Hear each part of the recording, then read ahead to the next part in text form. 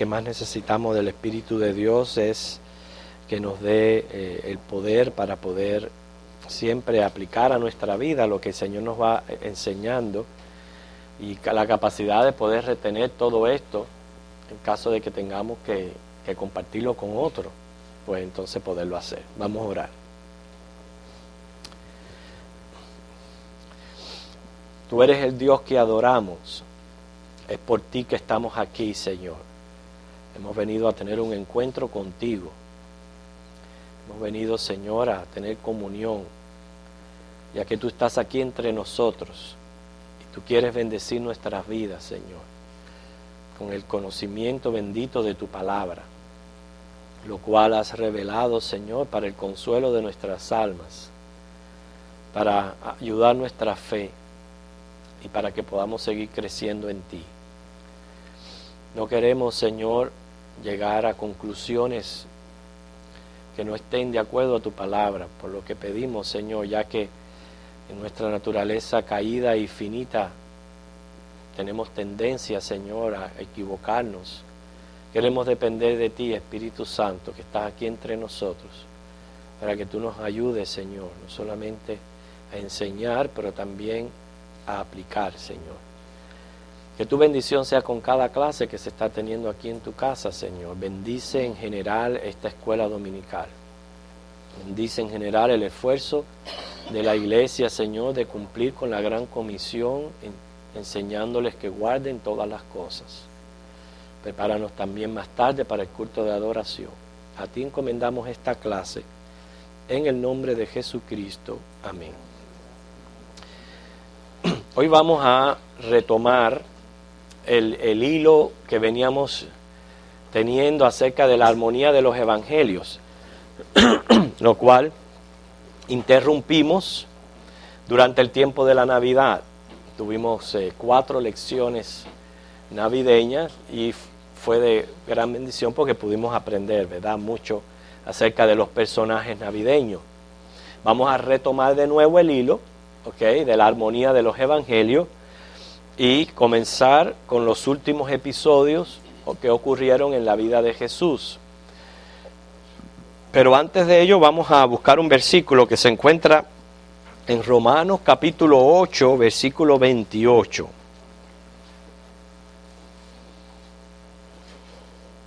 Romanos 8, 28.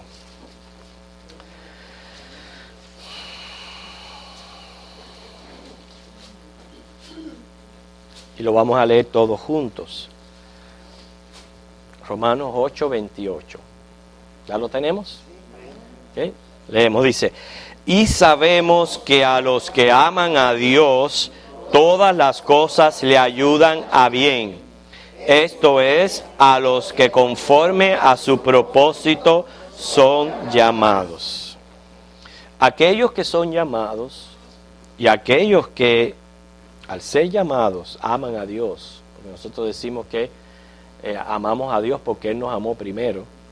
Aquellos que somos llamados y aquellos que amamos a Dios, dice esta promesa que se encuentra aquí en Romanos, que todo ocurre para bien. Y hoy tenemos el caso extremo de una muerte. Vamos a estar estudiando la muerte y resurrección de Lázaro. Y vamos a ver cómo efectivamente todas las cosas que ocurren en la vida del cristiano, aún situaciones los cuales desesperan a aquellos que no están en Cristo, nosotros lo podemos tomar como bien, porque así lo promete la palabra del Señor.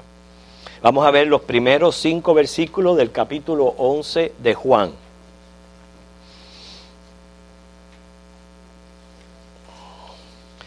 Ustedes recuerdan que ya estudiamos acerca de la visita de Jesús a casa de Marta y María, ¿recuerdan? Y habíamos dicho entonces de que ellos eran amigos de Jesús. Quiere decir que aunque Jesús no tenía dónde recostar su cabeza, sí contaba con hogares de amigos.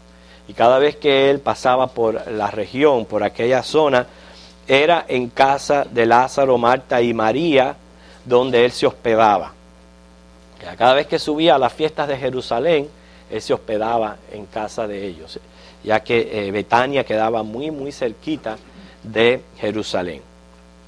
Así que en esta ocasión no es que Jesús estaba de visita, sino que algo ocurre en la casa de la familia de estos tres hermanos que hacen que ellos llamaran al Señor.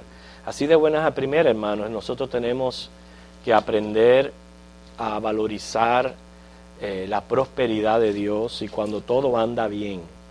Siempre lo he dicho y lo repito en otra ocasión. Yo sé que a veces nosotros catalogamos la vida como rutinaria, caemos en rutina y muchas veces hasta nos aburrimos de que pensamos que todo lo que está ocurriendo es lo mismo y lo mismo, no hay cambio, no hay nada quizás excitante en la vida nuestra, mas sin embargo nosotros tenemos que darle gracias a Dios por eso, porque cuando todo está normal, todo está bien, inclusive estamos aburridos, eso significa de que todo anda bien, gracias a Dios por eso. Tenemos el caso aquí de estos tres hermanos donde de buenas a primeras les sorprende una enfermedad a Lázaro. Y parece que era una enfermedad lo cual era grave. El caso es que ellos mandan a avisar a Jesús acerca de la situación de Lázaro. Los primeros 5 versículos, hermana Ginny, ¿quiere leerlos? Muerte de Lázaro. Estaba entonces enfermo uno llamado Lázaro de Betania, la aldea de María y de Marta su hermana. María, cuyo hermano Lázaro estaba enfermo, fue la que ungió al Señor con perfume y le enjugó los pies con sus cabellos. Ok, un momentico, hermana. Toda esta aclaración de Juan es para ubicarnos a nosotros y no tengamos duda de qué persona se trata. En aquel entonces, Marta, María eran nombres muy, pero muy comunes. ¿Okay? Y quiere el autor ubicarnos bien en quién se trataba. ¿Ok? ¿Sigue? Enviaron pues las hermanas para decir a Jesús: Señor, he aquí el que amas está enfermo. Oyéndolo Jesús dijo: esta enfermedad no es para muerte, sino para la gloria de Dios, para que el Hijo de Dios sea glorificado por ella. Y amaba a Jesús a Marta, a su hermana y a Lázaro. Okay. Claramente aquí vemos cómo mandan a buscar por él. Noten que no incluye una petición de venir. No le dice, ven Jesús, ven pronto que mi hermano está enfermo. No fue como en otras ocasiones, el centurión se acuerda, si tú dices, si tú das la palabra, yo sé que mi hija se sanará. No fue en estos casos, sino que ellos simplemente le dan la información. El que amas está enfermo, como diciendo con toda confianza de que nosotros sabemos que nada más que le avisemos a Jesús que Lázaro está enfermo, él inmediatamente va a venir. No hay ni necesidad de mandarlo a buscar. Más que Jesús era hacedor de milagros. Parte de su ministerio fue sanar a los enfermos. Así que ya se dijeron, lo único que tenemos que hacer es informarle y él va a venir. El versículo 5, llamaba Jesús a Marta, su hermana, y a Lázaro. Nosotros todos, hermanos, contamos con el amor de Dios. Dios nos ama a cada uno de nosotros de manera particular, pero en este tiempo que Él estuvo aquí en la tierra, a pesar de que Él ama a los seres humanos, Él tuvo una relación cercana con esta familia, quizás una amistad que llegaron a profundizar más que otras relaciones que pudieron tener. Ustedes saben también que Él le llamaba a Juan el discípulo amado. Así que claramente vemos aquí que había gran afecto de Jesús con estos hermanos. Una de las cosas importantes es que oyendo Jesús lo que le habían dicho, Él solamente dijo, el 4, esta enfermedad no es para muerte, sino para la gloria de Dios, para que el Hijo de Dios sea glorificado por ella. Y eso fue lo que Jesús vino a hacer a la tierra. Jesús vino a glorificar a Dios. ¿Okay? Para la gloria de Dios. Todo lo que Él hacía, lo hacía para la gloria de Dios.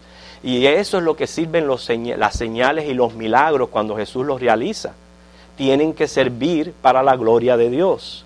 Por eso nosotros a quien oramos es exclusivamente a Cristo. Y esperamos solamente en Él.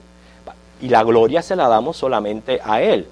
La gloria no es de aquellos que realizan los milagros. La gloria es de Dios. Y por eso los milagros servían de señal de la gloria del Señor. Una enfermedad aparentemente grave, Jesús le aclara a los discípulos, esto no va a ser para muerte, va a ser para glorificar a Dios. Y después vamos a ver cómo es que se llega a Dios a glorificar a través de todo esto. Es lo que nosotros tenemos que tener en nuestra mente como creyentes. Todo lo que ocurre en nuestra vida, sea próspero, sea adverso, nosotros debemos de pensar que debe de ser para glorificar a Dios. Cuando decimos glorificar a Dios es exaltar a Dios en en lo que Él es, en alguno de sus atributos. Algo de Dios va a ser exaltado en lo que esté ocurriendo en mi vida, sea bueno o sea malo. Lo que iba a ocurrirle a Lázaro no iba a ser fatal. Y aunque él realmente murió, no significaba que iba a ser el fin de sus días sobre la tierra. Okay, vamos a ver ahora el tiempo del Señor. Esta es otra parte importante del relato. Okay, hasta aquí hemos visto cómo le mandan a decir Lázaro está enfermo. Él responde, le dice a los discípulos, no se preocupen, esto no es para muerte, va a ser para glorificar a Dios. Pero ahora vamos a ver el tiempo de Dios, que es lo que muchas veces nosotros tenemos dificultades. Nosotros tenemos dificultades en aceptar el tiempo de Dios, porque nosotros todas las cosas las queremos al momento. En el momento que yo pido, yo quiero ver la respuesta de Dios. Muchas veces nos encontramos pasando por situaciones, sea en cuanto a salud, sea en cuanto a economía, algún problema familiar, algo que venimos orando por tiempo y no vemos la respuesta del Señor. Nosotros tenemos que entender, basados en nuestro versículo lema, que todo obra para bien, que Dios tiene un tiempo. ¿Okay? Vamos a ver los versículos del 6 al 10. ¿Quién le gustaría leer? Vicky, ¿quieres leernos del 6 al 10? Cuando yo pues estaba enfermo, se quedó 2 días más en el lugar donde estaba. Luego, después de esto, dijo a los discípulos, vamos a Judea otra vez. Le dijeron los discípulos, todavía, ahora procuraban los judíos apedrearte, ¿y otra vez vas allá? Respondió Jesús, no tienen día 12 horas. El que anda de día no tropieza, porque ve la luz de este mundo. Pero el que anda de noche tropieza, porque no hay luz en él. Okay. Aquí vemos que Jesús no acudió inmediatamente. Él esperó, dice, 2 días después que le dieron el aviso. ¿Okay? Después de 2 días fue que le dijo a los discípulos, vamos hacia allá. Los discípulos le presentan objeciones. Los discípulos le dicen, mira, si tú te acercas a Jerusalén, hay peligro de que apedreen. La respuesta de Jesús es que Él debe de hacer su obra mientras el día dura. El temor de los discípulos es comprensible si se nota en un sentido humano. Siempre el humano vive con ese temor de que algo me va a pasar, pero sin embargo ellos todavía no habían captado, no habían comprendido que Jesús no había venido aquí a que le quitaran la vida, que Él venía a darla, que no tenían por qué tener este temor, que nada ni nadie iba a poder contra Jesús, porque Él venía a dar su vida, no a que nadie se la quitara. La razón que Él demora estos 2 días, ya estamos viendo aquí cómo el Señor tiene un propósito en todas las cosas que hace. No es que piden, inmediatamente corre para allá, para donde está Betania, a curar a Lázaro, o enseguida él dice, bueno, Lázaro sana.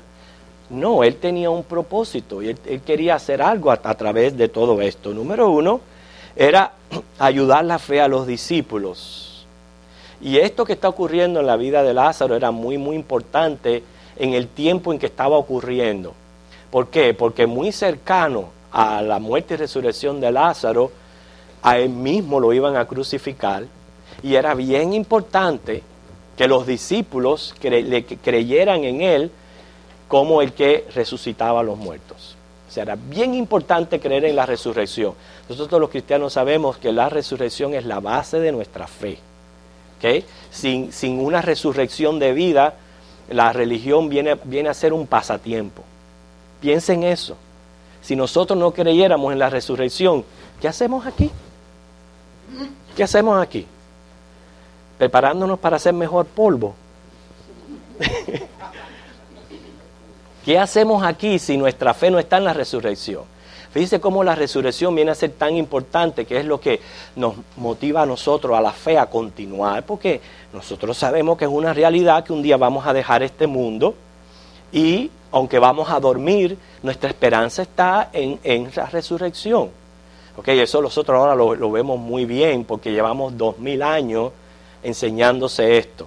Y usted no es la primera vez que lo escucha en esta iglesia. Pero estamos hablando de que todavía no había ocurrido la resurrección de Jesucristo. Era bien importante que los discípulos comprendieran el poder de Dios, que en Él está la vida. Por eso es que Él demoró esto hasta que Lázaro muriera. Y otra cosa también era ayudar a la fe de las hermanas. Iba a probar la fe. Ustedes, por eso les dije, ¿se recuerdan cuando estudiamos la clase de las hermanas? Y que una de ellas se pasaba a los pies de Jesús. Bueno, el Señor les enseñó. ¿Y qué les estaba enseñando? Doctrina. Y Él iba a probar si aquella que Él le había enseñado, les había ayudado verdaderamente a la fe y era la esperanza de ellos. Por eso es que cuando vemos el diálogo de Jesús con una de las hermanas, surgen esas preguntas y esas respuestas. Vamos a ver entonces cuando muere Lázaro. Alguien que me ayude a leer los versículos del 11 al 16. A ver. ¿Quieres leer, no, Luis? Del 11 al 16.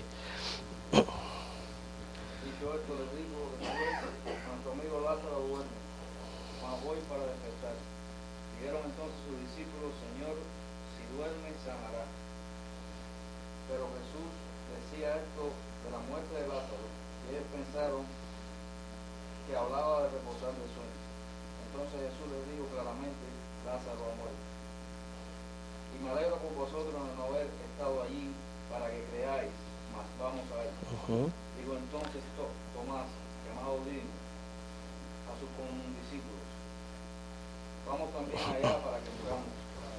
Que muchas cosas podemos ver a través de este pasaje.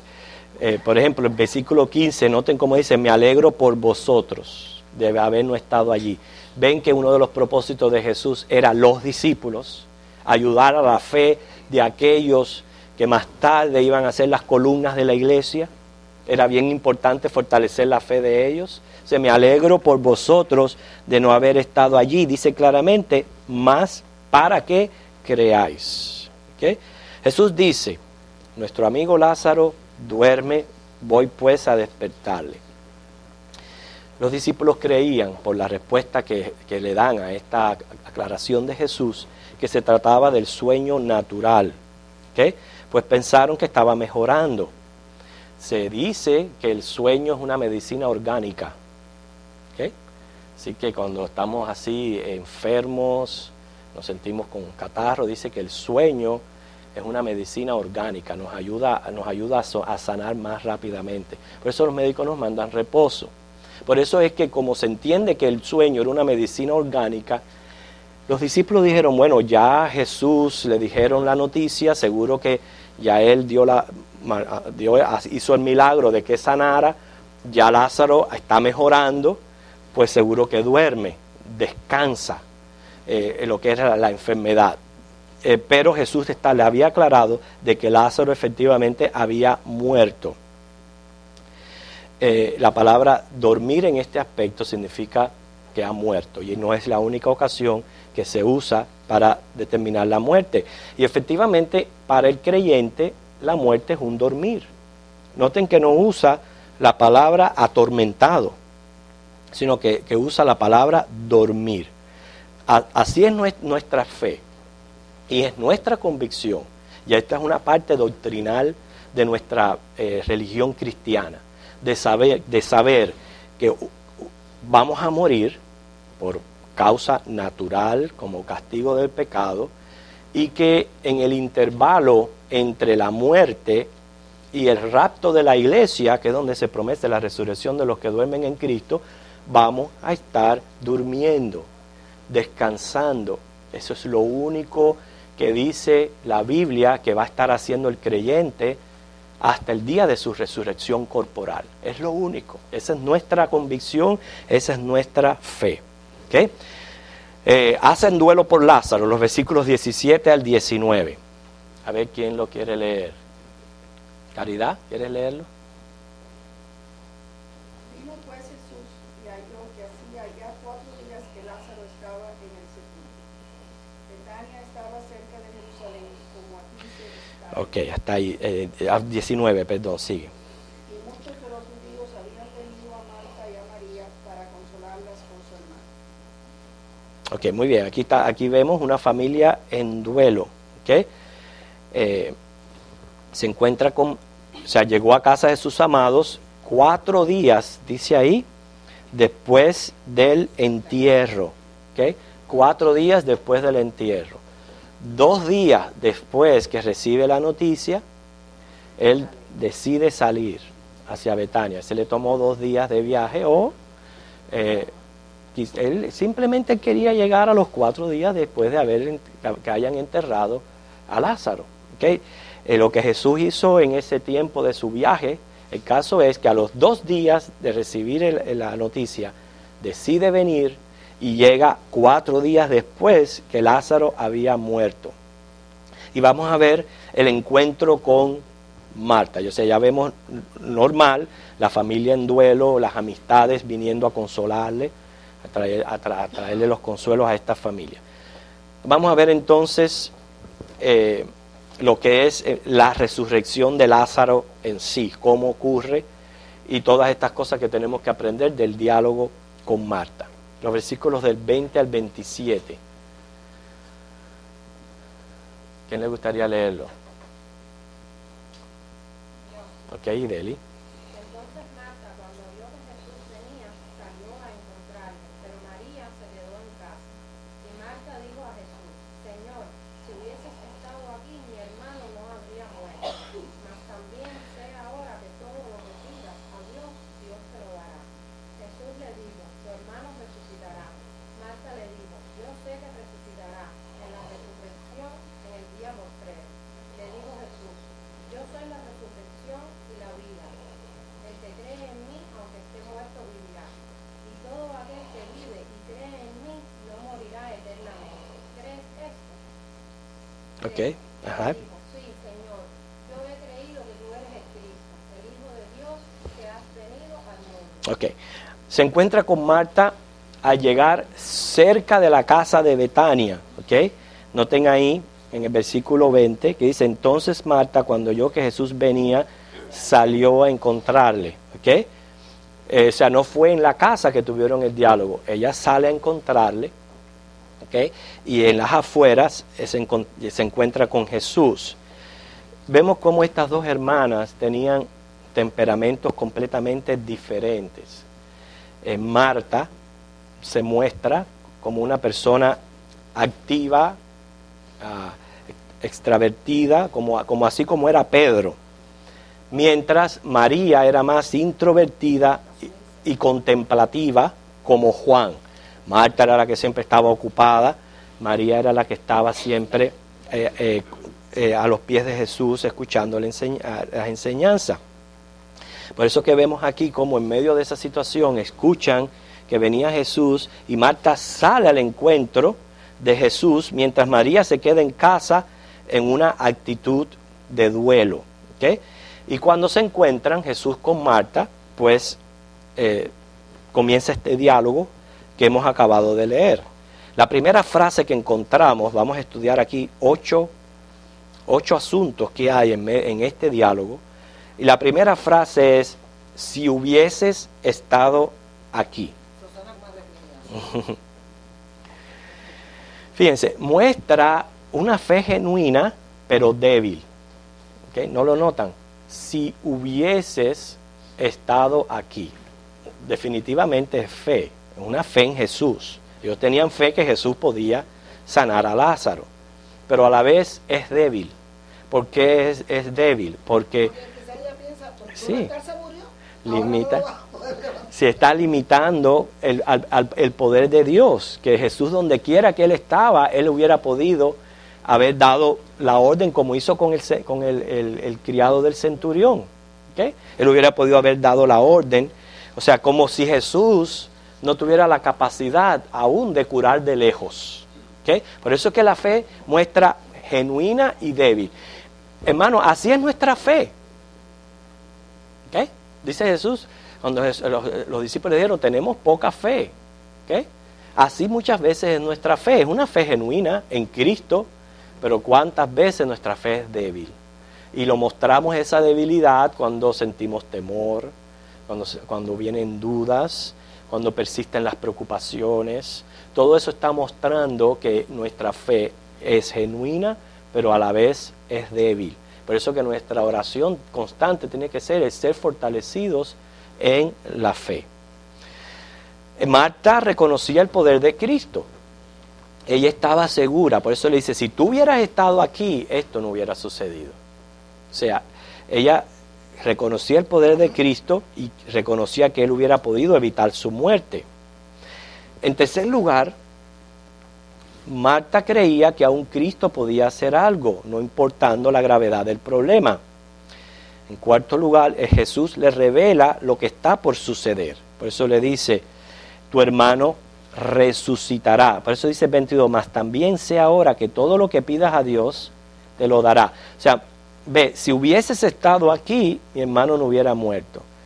Pero ella abrigaba la esperanza de que todavía se podía hacer algo cuando le dice, todo lo que le pidas a Dios, Dios te lo dará. Jesús le dice, tu hermano resucitará. O sea, Jesús le revela lo que está por suceder. Cuando Jesús le dice, tu hermano resucitará, Marta entiende que la resurrección a la que el maestro se hacía referencia es a la resurrección postrera. ¿Okay? ¿Cuántos de nosotros, tristemente tengo que decir esto, ¿no? Pero son situaciones genuinas en la vida, cuántos de nosotros encontrándonos en una funeraria, en una situación así, oramos para que el Señor resucite? Ninguno. No es cierto que ya damos por hecho que esa fue la voluntad de Dios, punto, y ahí a cerrar el féretro y a enterrarlo y se acabó. Esa es nuestra fe, hasta ahí llega nuestra fe. Y no es malo en el sentido de que hay cierto respeto en nosotros a la soberanía de Dios sobre la vida. Pero entendiendo que Dios es soberano sobre la vida, ¿sabemos bien nosotros que si Dios quiere puede resucitar a los muertos? Claro que sí. Esa tiene que ser nuestra convicción. Esa es otra convicción que tenemos que añadir a nuestra fe.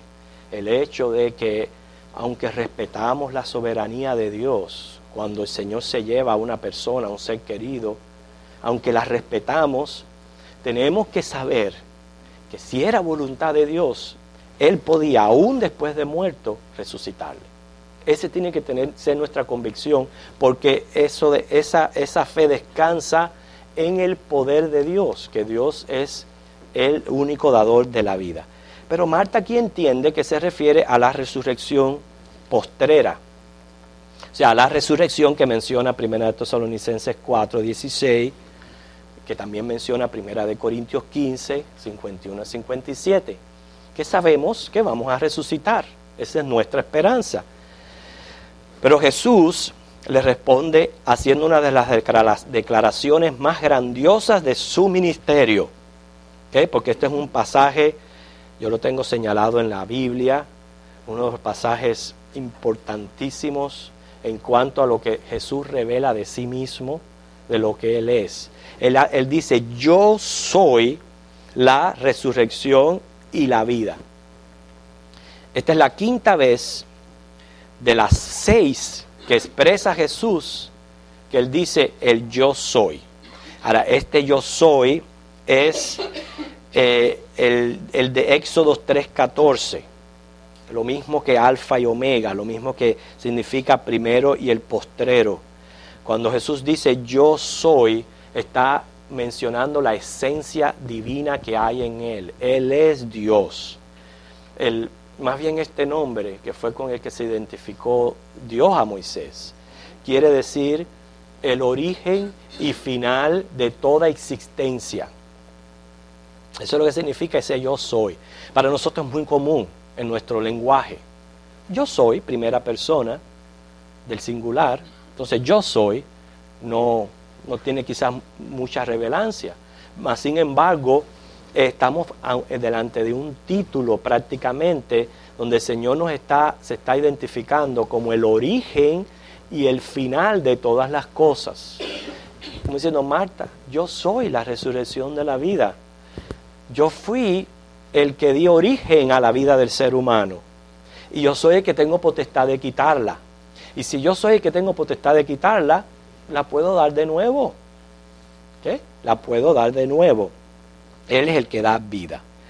Pero lo importante es que Jesús, en séptimo lugar, después de decirle, yo soy la resurrección de la vida, y todo el que cree en mí no morirá eternamente, le dice a Marta, ¿tú crees esto?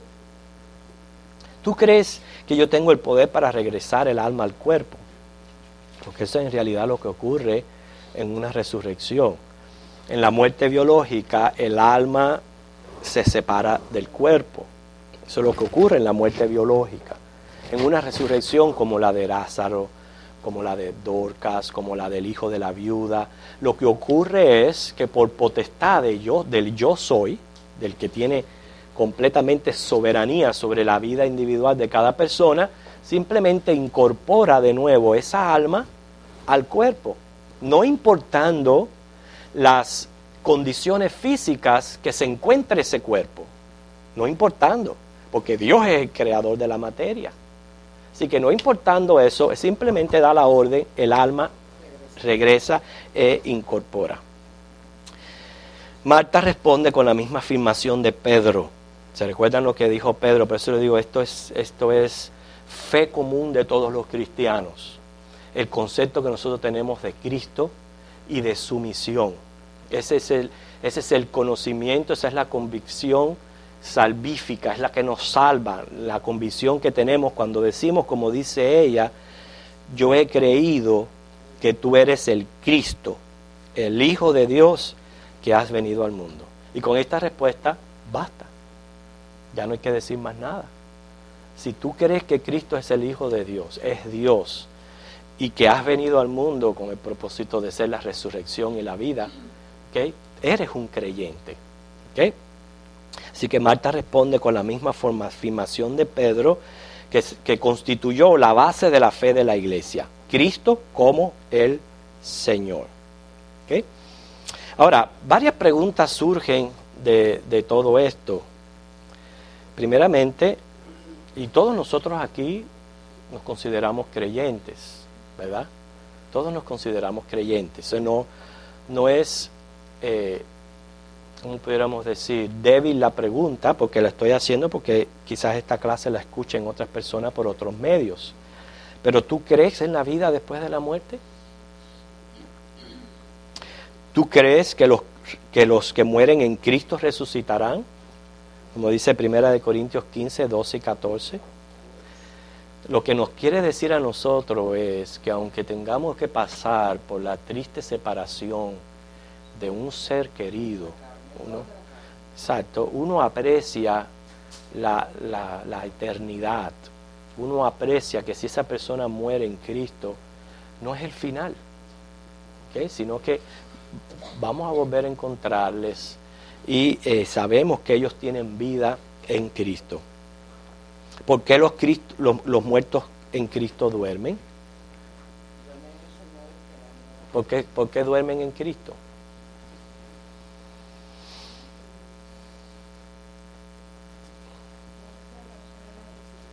Sí, pero es una muy buena respuesta. Yo pienso que precisamente todos los muertos en Cristo duermen porque estamos esperando el glorioso evento de la resurrección de los muertos, de la primera resurrección. Estamos esperando ese glorioso momento. Eso va a ser un evento donde no solamente los que están en Cristo muertos van a resucitar, pero los que estén vivos, esperando que seamos nosotros, vamos a ser levantados y vamos a ser transformados.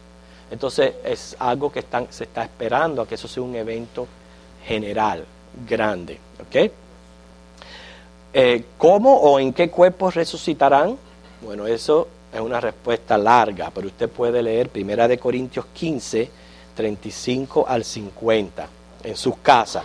Lo único que puedo decir es cómo serán esos cuerpos. No les puedo decir, porque dice Dios tiene diferentes cuerpos para todas las cosas. Y menciona inclusive diferentes cuerpos que hay entre las criaturas. Él tiene darnos poder para darnos un cuerpo donde vamos a identificarnos como seres humanos. ¿Qué características van a tener? No lo sé, pero una de las cosas que sí sabemos es que vamos a estar completamente satisfechos. Eso es una de las cosas importantes. Los que les falta el pelo van a tener pelo.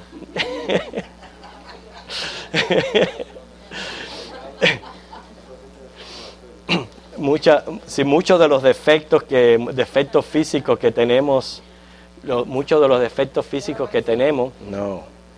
El caso es que vamos a estar satisfechos y completos en Cristo. ¿Cuántas resurrecciones habrán?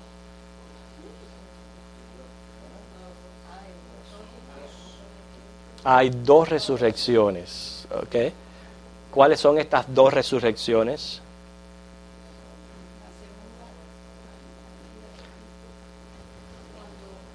Uh-huh.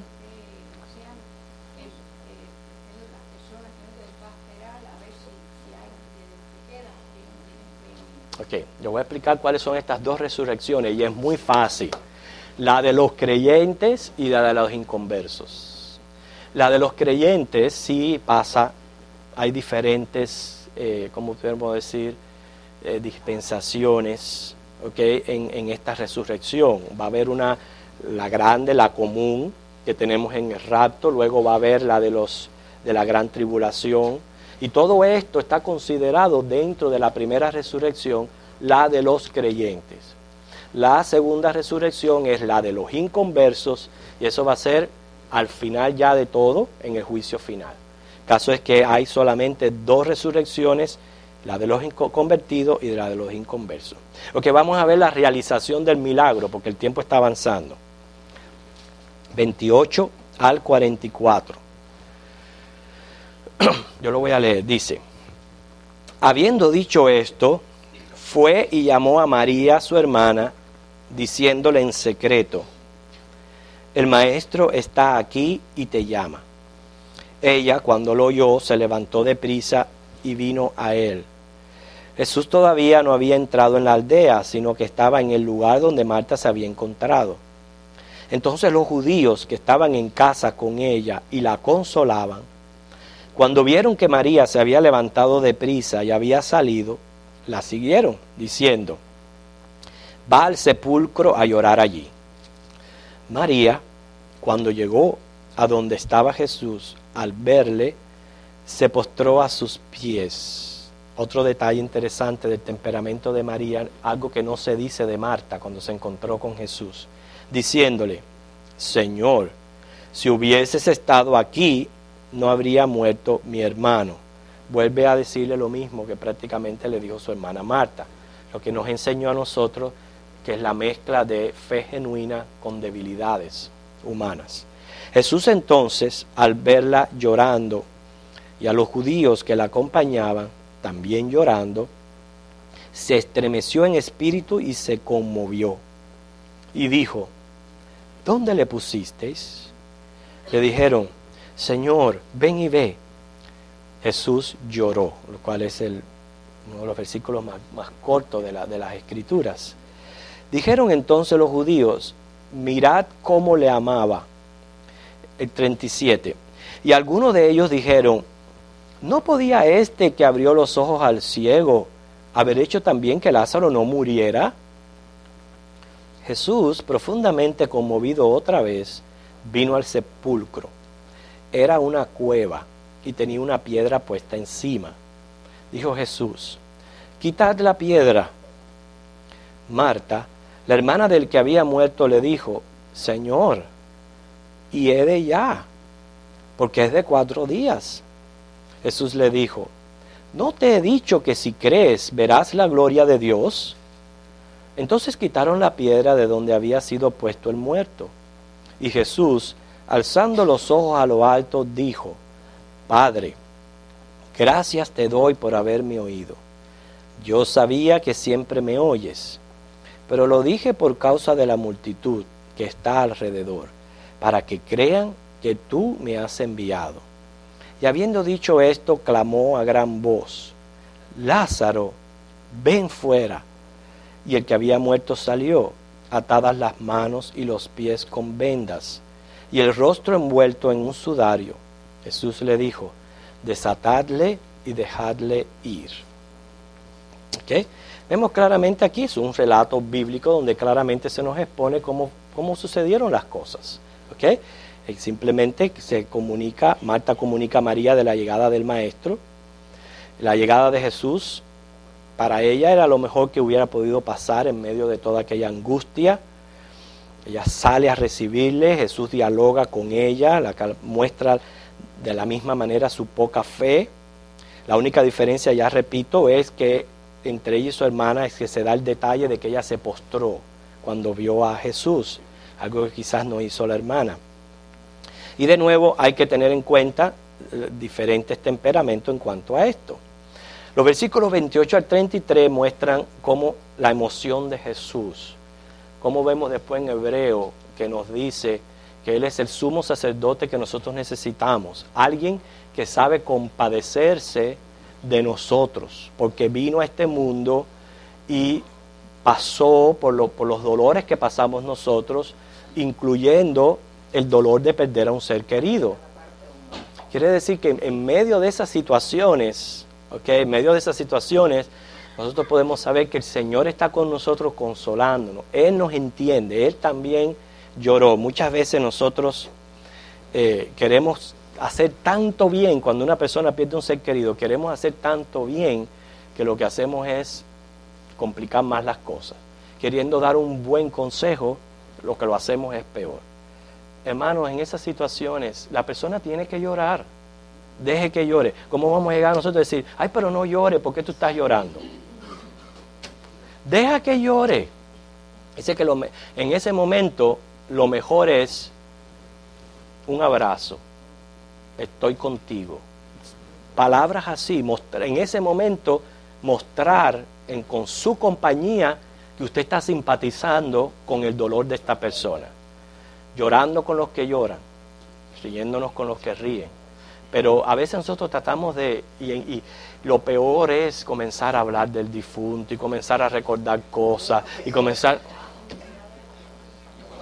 Sí, Señor. No debemos de hacer nada de esas cosas, no debemos de hacer nada de esas cosas. Simplemente estar allí, dar un apoyo, simpatizar con la persona, ¿ok? Y tratar. Yo siempre, cada vez que voy a aconsejar a una persona, yo le digo: no dejes que tu mente te martirice, porque la mente puede ser bien tirana en esos tiempos así, puede ser bien tirana. Y yo digo: no dejes que la mente te martirice, cierra las puertas de tu mente, pídele consuelo a Dios, que Dios es el gran consolador, Él te va a ayudar a pasar por esta tristeza. Es lo único que pide resignación. Son las únicas palabras que nosotros podemos aconsejar y decir en momentos así. Jesús mostró esto sabiendo inclusive su propósito de que Él le iba a resucitar, pero en el momento, en aquel dolor por la cual ellos estaban sufriendo, Jesús simpatizó emocionalmente con las hermanas. Los versículos 34 al 44 vemos la voz de mando sobre la vida, o sea, la voz que despierta a los muertos. Yo estoy seguro que usted ha escuchado decir por ahí que Jesús tuvo que exclamar el nombre de Lázaro, porque si no decía Lázaro, todos se levantaban. ¿Qué clase de error tan grande? Qué absurdo, qué brutalidad podemos decir. Eso es una tremenda brutalidad. ¿Por qué es una brutalidad? Porque Él es contra de la soberanía de Dios. ¿Cómo usted va a decir que Jesús tuvo que decir Lázaro? Porque si no, todos los muertos resucitaban. ¿Quién tiene poder sobre la vida? La gente. La gente puede así levantarse si quieren. No, claro que no. No, iba a resucitar específicamente el que Dios le estaba dando vida. Y eso yo lo he escuchado mucho, hermano, y lo dicen así, con aquella cosa, como si estuvieran diciendo la gran cosa. Déjame decirle que eso es absurdo. ¿Okay? Es una ¿cómo se dice? Imbecilidad. Realmente contra la soberanía de Dios, porque Dios es soberano sobre la vida. Es un comentario bien ignorante. ¿Okay? Porque los muertos no tienen potestad, aparte de la voluntad de Dios, de hacer lo que quieren. Pero Jesús llama a Lázaro con gran voz. Recuerden, esto es muy representativo de lo que está ocurriendo con nosotros. Cuando venga la gran resurrección, dice que con voz de arcángel, Él va a dar la voz. Y aunque hay muchos muertos, los que van a escuchar la voz son los que murieron en Él. ¿Cómo es?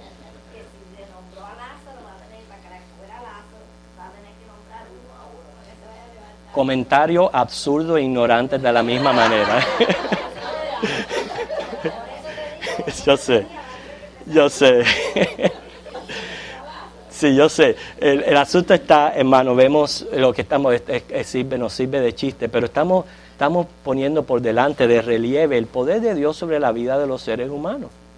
¿Ok? Y que cada uno de nosotros, yo no quiero estar en ese grupo.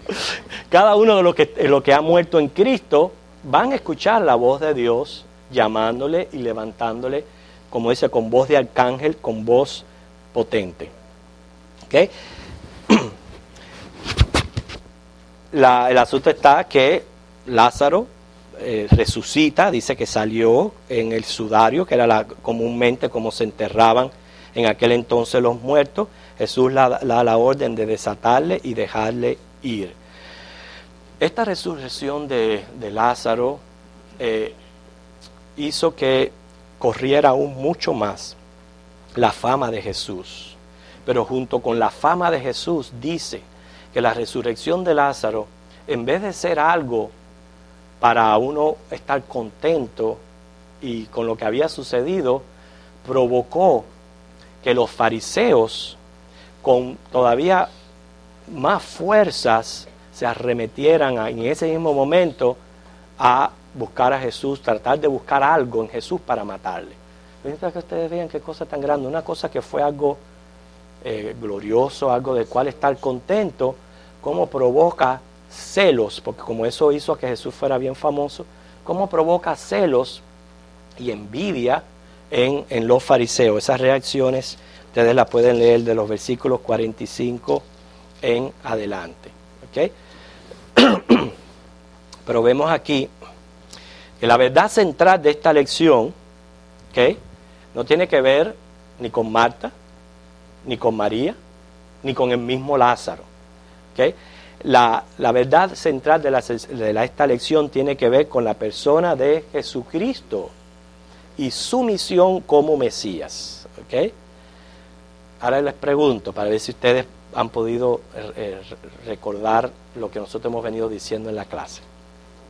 ¿Por qué Jesús no hizo el milagro, como aún decían también la gente después? Jesús no hizo el milagro de sanarle, así como sanó los sordos, los ciegos. ¿Por qué no lo hizo a distancia? A ver, vamos a ver, hermana. Sí, sencillamente yo entiendo que la gloria era para Dios, como él había dicho. Si yo lo hago ahora mismo, pues no, quizás no causa el mismo efecto. Déjame esperar para que ellos puedan ver. Ajá. Muy bien. Para la gloria de Dios, él lo aclaró anteriormente, hermanos, hermanos.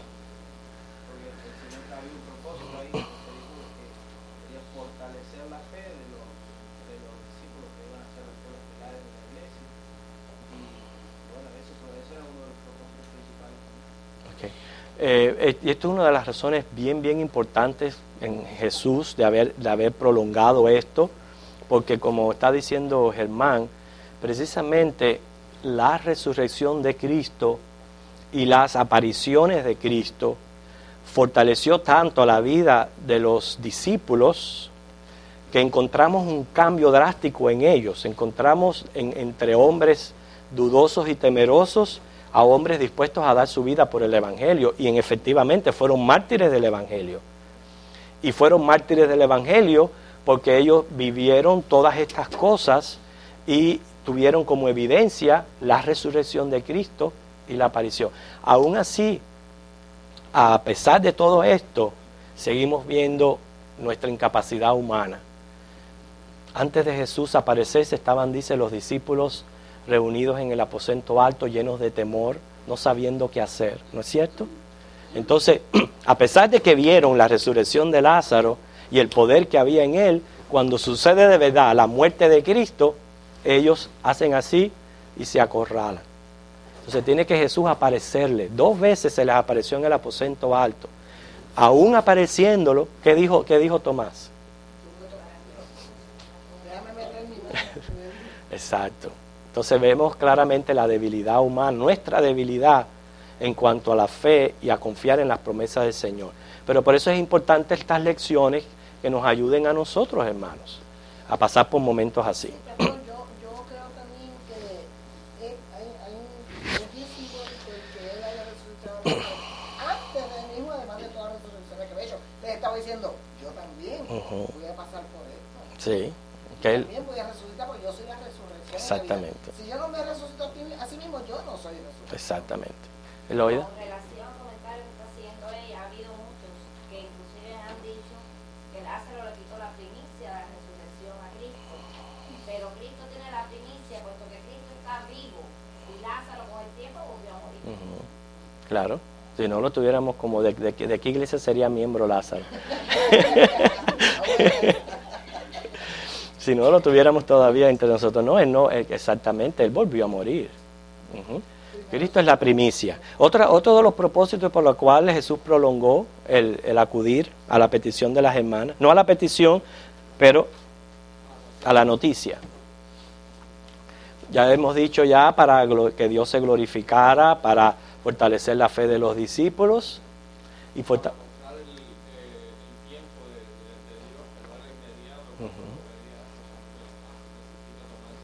que Dios tiene un tiempo para todos.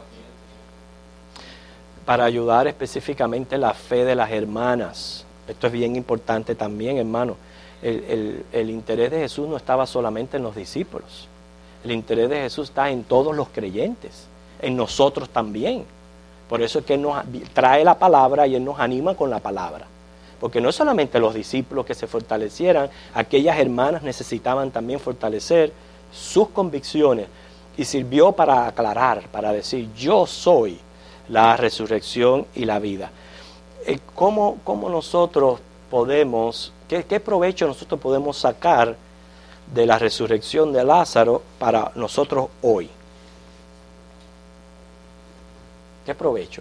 La fe, tener fe que Dios puede levantar a un muerto. Me alegro que usted haya mencionado la fe. Hay que tener la fe, efectivamente, que Dios puede levantar a un muerto. Y hay que también reconocer cuántas veces nuestra fe, además de ser genuina, es débil. Y yo pienso que eso es una lección valiosa.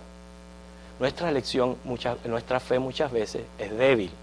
Y es cuando nosotros tenemos que procurar la ayuda. ¿Qué otro provecho nosotros podemos sacar de esta lección, aparte de mostrarnos el valor de la fe?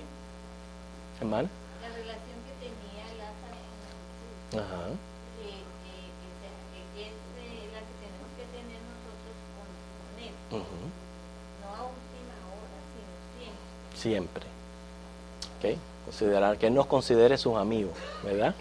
Podemos tener comunión con Él. Amén. Mira qué valiosa lección la cual yo no había meditado en ella, en el hecho de que Él mantenía una relación de amistad con esta familia. Y esa es la relación que tenemos que mantener nosotros con Cristo. No que seamos parientes ni conocidos de lejos, sino una relación más cercana cada vez más con el Señor. Otra lección provechosa. A ver. ¿Paciencia en qué sentido, Tony?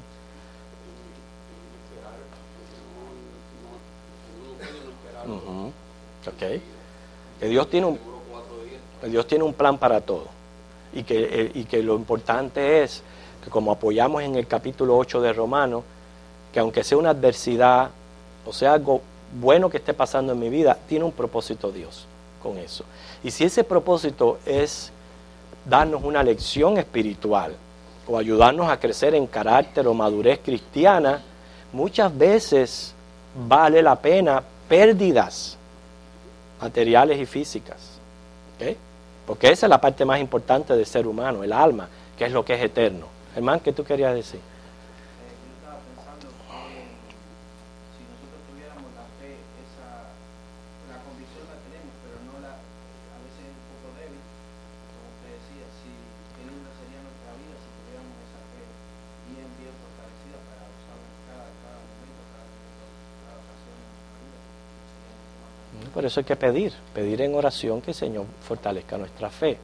Bueno, una de las cosas que ustedes no han mencionado, hermanos, es en los momentos que nosotros tengamos que pasar por la pérdida de un ser querido, son momentos de probar conocimientos y convicciones. ¿Okay?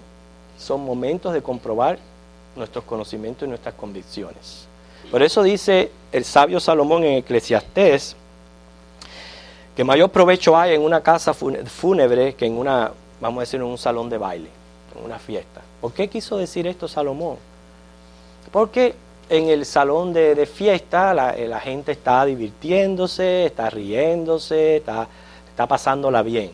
Pero en una funeraria son los momentos de meditar, de reflexionar, de atender a la seriedad de la vida, de hacer todo este tipo de convicciones. Y el creyente es probado cuando pasa por estos momentos.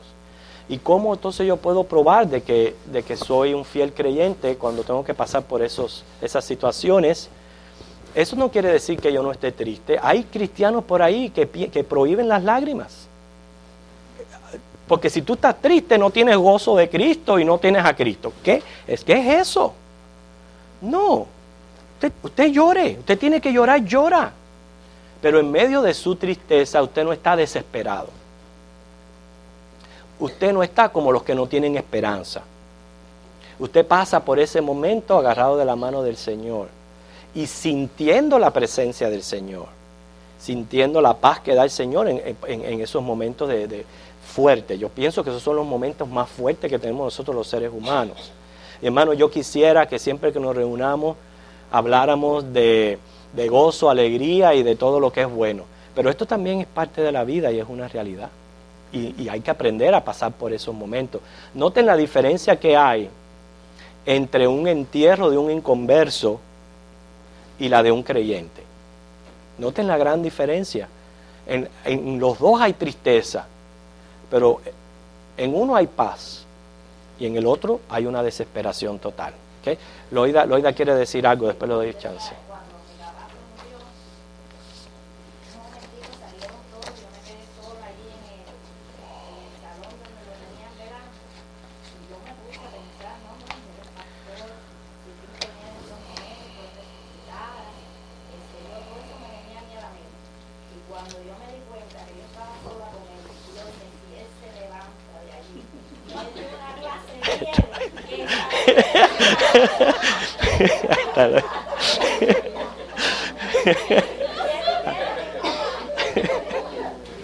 Ahí está lo de tremendo. Ok, hermana Ginny, el último comentario que ya terminamos. Sí, no, lo que estaba diciendo de la diferencia entre un velatorio de otras religiones y nuestro velatorio. Nosotros, cuando hacemos, que ya vamos en católico para mi madre, y estamos celebrando la vida de mi madre, porque sabemos que un día la vamos a ver. Tenemos la fe y la condición. Otras religiones están definiendo un cuerpo con no sé cuántos rosarios de María, esperando que lo saque del purgatorio de no sé dónde. O sea, nosotros no creemos porque sabemos que nuestra creencia está firme. Por eso le digo, en medio de una tristeza por separación, tiene que estar la esperanza que nos mantenga en paz, yo no diría contento, pero en paz sabiendo de que el Señor, cuando venga Él es la resurrección y la vida, y el que haya creído en Él, dice, aunque esté muerto, vivirá. Okay, bueno, nos le ponemos en pie y nos despedimos.